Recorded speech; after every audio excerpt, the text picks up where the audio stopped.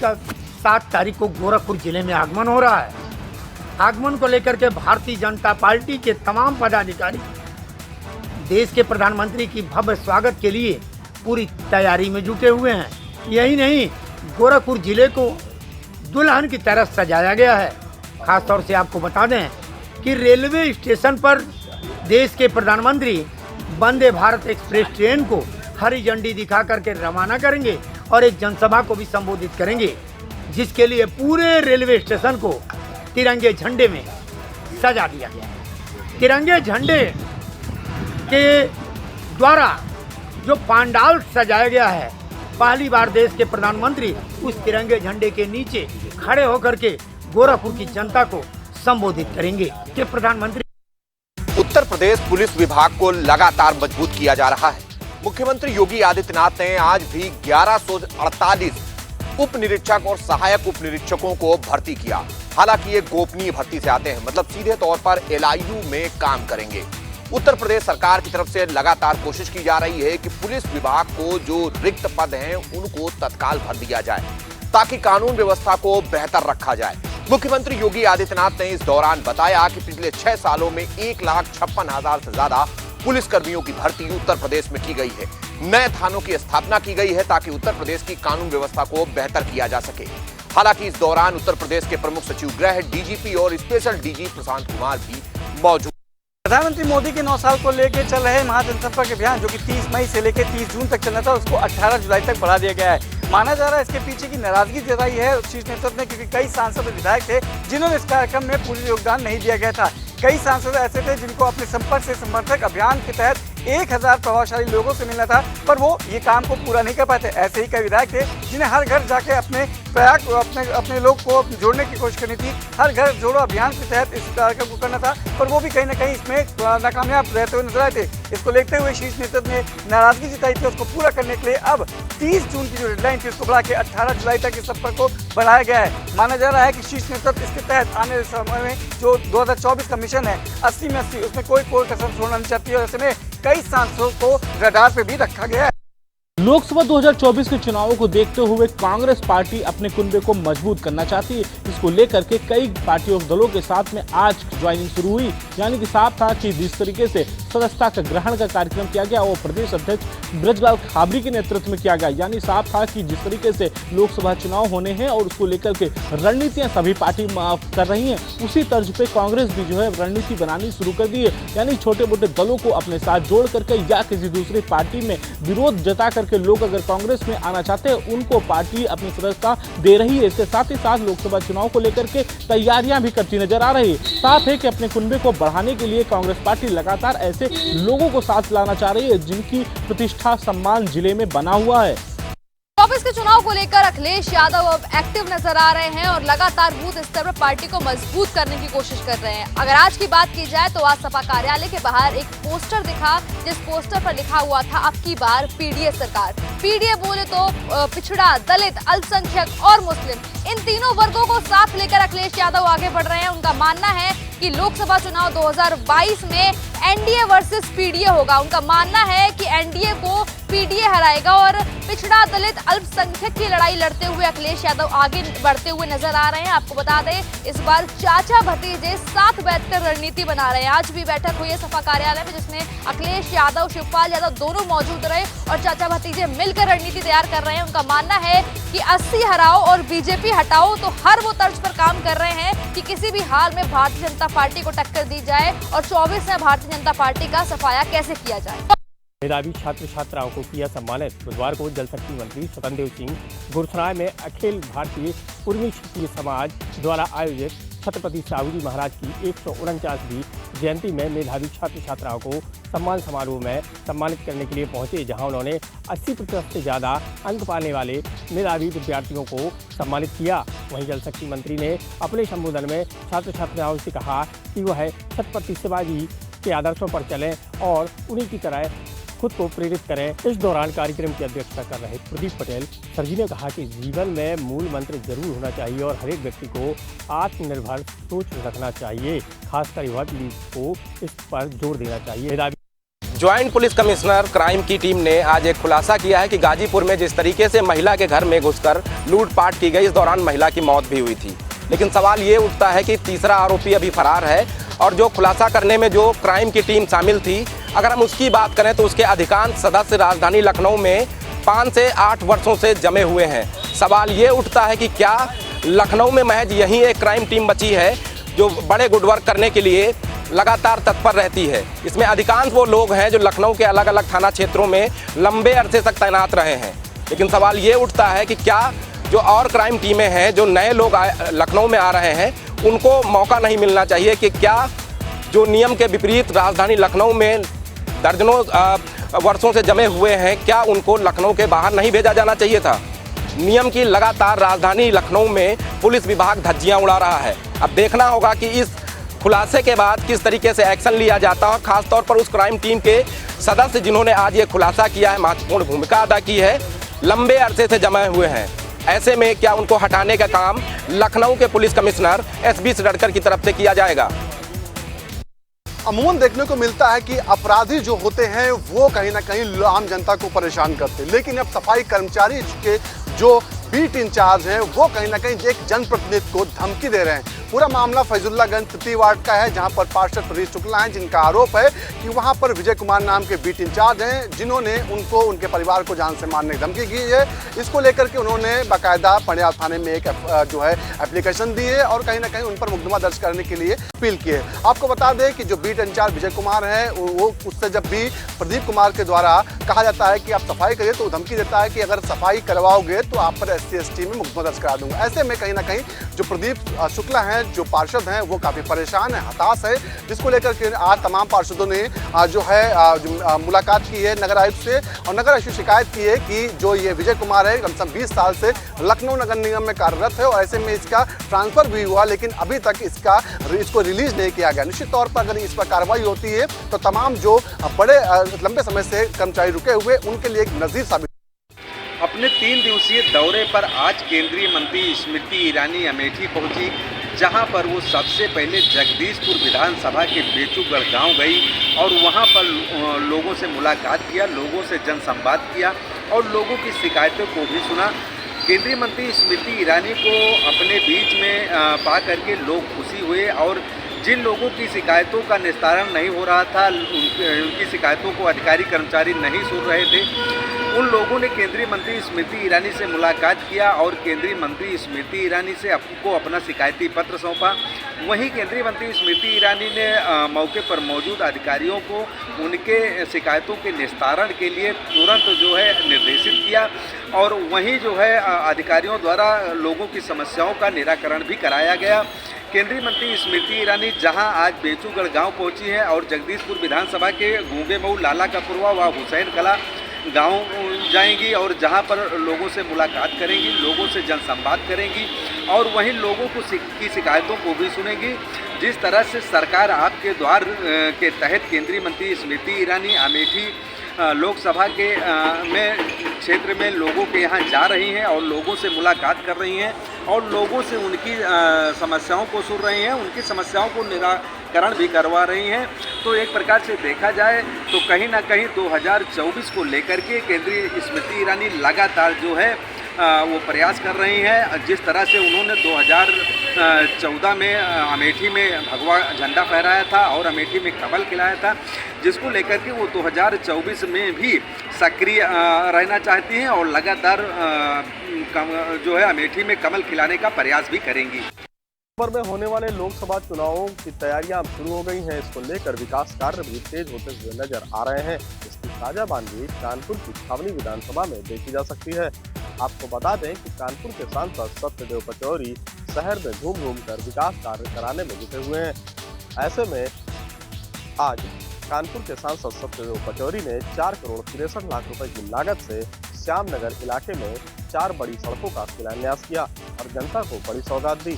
आपको बता दें कि श्यामनगर इलाके में सोसाइटी क्षेत्र होने की वजह से लंबे समय से सड़कों का निर्माण नहीं हो सका था। ऐसे में इन सड़कों का निर्माण हो जाने से आम जनता को अब काफी राहत मिलने वाली। लेकिन सुशासन के दावे हुए तारता बलिया में गंगा नदी में खनन इस कदर बढ़ा हुआ है कि जहां देखा जाए वहीं ट्रैक्टर और ट्राली दिखाई देते हैं, लेकिन यहाँ के पुलिस प्रशासन और थाना अधिकारी कान में तेल डालकर सो रहे हैं। देखा जाए तो सीधे तौर से गंगा नदी में बालू खनन प्रतिबंधित है, कारण यहाँ डॉल्फिन मछलियाँ पाई जाती हैं, जिनके लिए सुरक्षित क्षेत्र घोषित किया गया। लेकिन उस गंगा नदी में धड़ल्ले से खनन जारी है और जिला प्रशासन चुप्पी साधे बैठा है। इसकी जीती जागती तस्वीर आपको मैं दिखाने का प्रयास करूंगा, किस तरह से गंगा के किनारे, गंगा के बीच में बालू का खनन हो रहा है, लेकिन इसके बावजूद भी प्रशासन के कान पर जूं नहीं रेंग रहा है। शहीदों की चिताओं पर लगेंगे हर बरस मेले, वतन पे मरने वालों का यही बाकी निशान होगा। हम आज खड़े हैं शहीद स्थल पर और इसको वो शहीद स्मारक के रूप में भी जाना जाता है, लेकिन कहीं ना कहीं अपनी बदहाली पर आंसू बहा रहा था ये शहीद स्मारक। और जो रायबरेली के उद्यान मंत्री हैं दिनेश प्रताप सिंह और जिला अधिकारी माला श्रीवास्तव के अथक प्रयास के बाद अब इसका कायाकलाप होने जा रहा है। और एक चीज़ के लिए और जाना जाता है, ये किसानों के आंदोलन का जलियांवाला बाग के नाम से भी जाना जाता है। 7 जनवरी 1921 में यहाँ पर अंग्रेज़ों से निहत्थे पंगा लेने के बाद कहीं ना कहीं से उन 69 किसानों पर गोलियों की बौछार हुई थी और यहीं से बहने वाली सई नदी खून से लाल हो गई थी। उसको लेकर कहीं ना कहीं से सरकार के द्वारा यहाँ पर शहीद स्मारक की स्थापना की गई थी, लेकिन अभाव के चलते कहीं ना कहीं से इसका विकास नहीं हो पा रहा था, जिसको ध्यान में रखते हुए रायबरेली के उद्यान मंत्री दिनेश प्रताप सिंह व जिलाधिकारी माला श्रीवास्तव के प्रयास के बाद अब इसका कायाकलाप होगा और सुंदरीकरण होगा। और कहीं ना कहीं से 6 करोड़ 52 लाख रुपए से इसका काम शुरू होगा और जल्द ही इसको सुंदरीकरण के रूप दिया जाएगा, ताकि यहाँ पर जो पर्यटक आते हैं वो आकर प्रधानमंत्री नरेंद्र मोदी 7 जुलाई को वाराणसी में पीवीसी आयुष्मान कार्ड वितरण का शुभारंभ करेंगे। बहराइच में प्रधानमंत्री के कार्यक्रम का जिला स्तर, ब्लॉक स्तर और समस्त ग्राम सभाओं में सजीव प्रसारण किया जाएगा। उक्त अवसर पर आयोजित कार्यक्रम में योजना से संबंधित हितग्राहियों के अलावा प्रधानमंत्री आवास योजना ग्रामीण एवं पीएम स्वनिधि योजना के लाभार्थियों को भी आमंत्रित किया जाएगा। बहराइच में कार्यक्रम के सफल आयोजन के लिए जिलाधिकारी मोनिका रानी ने नोडल अधिकारी नामित किए हैं।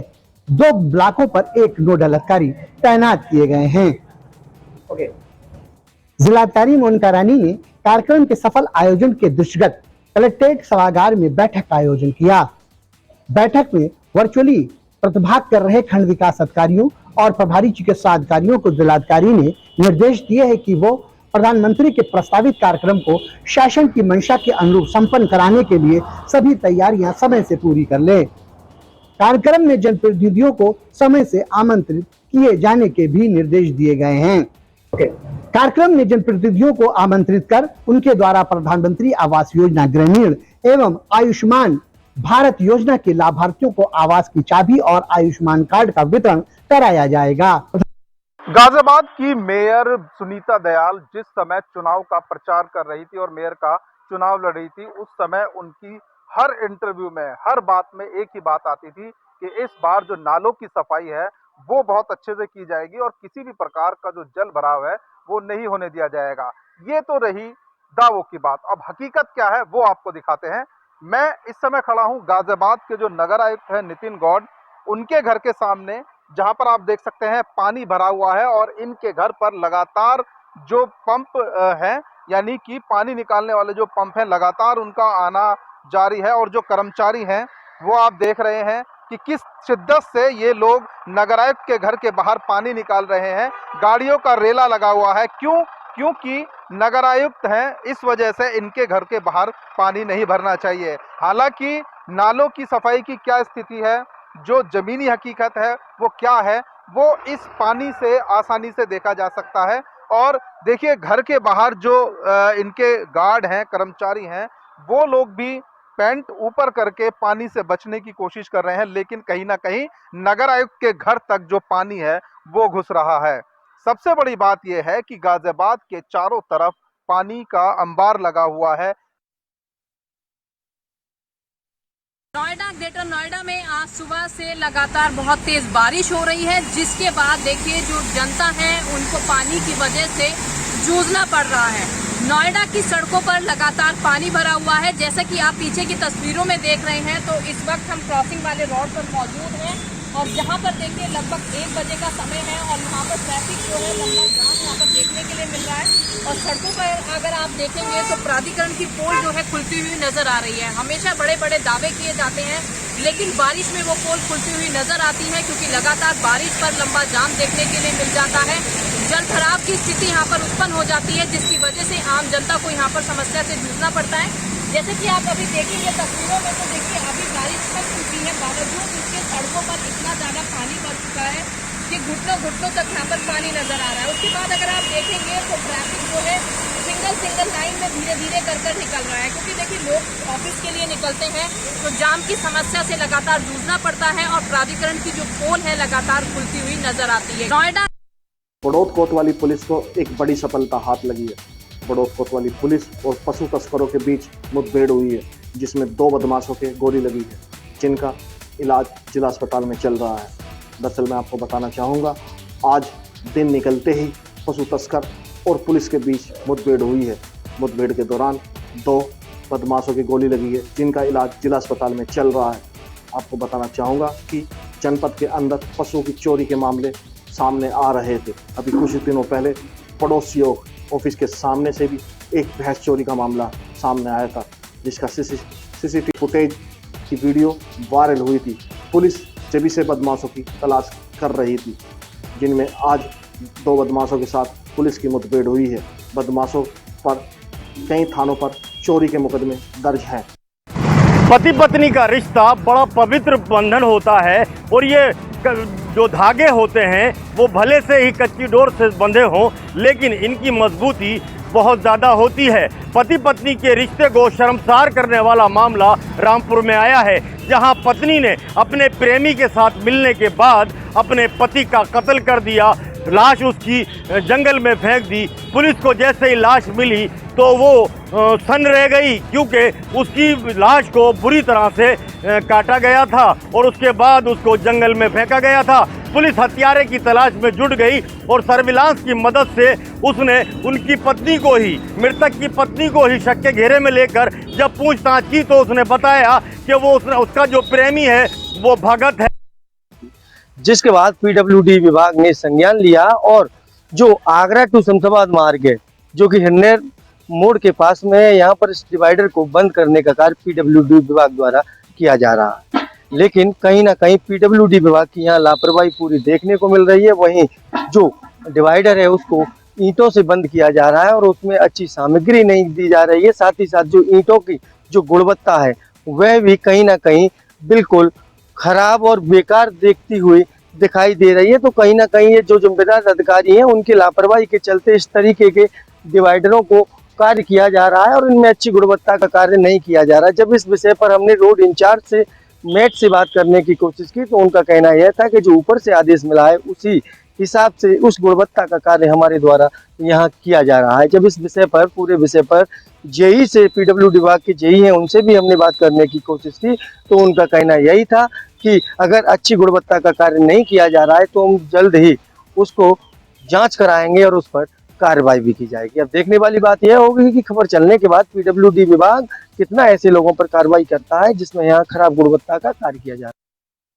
जहां एक और प्रदेश के मुखिया के द्वारा आदेश किया गया कि जो टैक्सी स्टैंड है, बस स्टैंड है, अवैध रूप से उनपे कंपनी कसेगी, जो प्रशासन है उन पर चाबुक चलाता नजर आएगा। लेकिन धरातल पर कितनी हकीकत है ये आप स्वयं देख सकते हैं। जिस तरह से यहाँ पर टैक्सी स्टैंड, बस स्टैंड मनमाने तरह से लगाए जा रहे हैं, यात्रियों के लिए समस्या हो रही है। वही उनका कहना है कि यात्रियों को लाभान्वित किया जा रहा है, सड़क किनारे उनको मिल जाता है। लेकिन समस्या ये है कि जो व्यक्तिगत वाहनों से लोग निकलते हैं, आवाजाही होती है, उनको बहुत सारी समस्याएं भी होती है। जब इसके लिए मानक भी तय कर दिया है कि टैक्सी स्टैंड, बस स्टैंड बनेंगे, उसके बाद भी समस्याएं क्यों है? आखिर क्यों टैक्सी स्टैंड अवैध रूप से सड़क किनारे लगा दिए जाते हैं? भाई इसको लेकर के जो नौगमा पंचायत नगर पंचायत है नोगमा पकड़िया, वहां जो है उस मामले में जो है ये जानकारी की गई। और वहीं अध्यक्ष ने भी बताया है कि वहां क्षेत्र में 3 टैक्सी स्टैंड बनेंगे, जिसको लेकर के ये समस्याएं नहीं हुई। 31 मार्च तक ये मामला उस संज्ञान में आया था, उसके बाद वहां स्टैंड करने के लिए बात कही गई थी, लेकिन उसके बाद भी वहां अधिकारियों ने संज्ञान ले लिया। तो अब जाकर के